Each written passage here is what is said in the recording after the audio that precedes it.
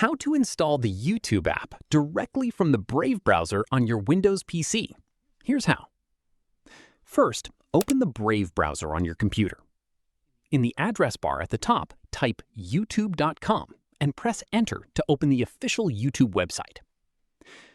Once the website has fully loaded, look at the far right side of the address bar. If the site supports installation, you'll see an Install YouTube icon. Click the Install YouTube icon. A small confirmation window will appear, asking if you want to install the app. Click Install to continue. Brave will now install YouTube as a desktop app, and in just a few seconds, the YouTube app will open automatically in its own window. You can now launch YouTube anytime, just like any other app on your computer. That's it. You've successfully installed the YouTube app using the Brave browser on your Windows PC. If this tutorial helped you, don't forget to like this video, subscribe for more quick and easy tutorials, and I'll see you in the next one.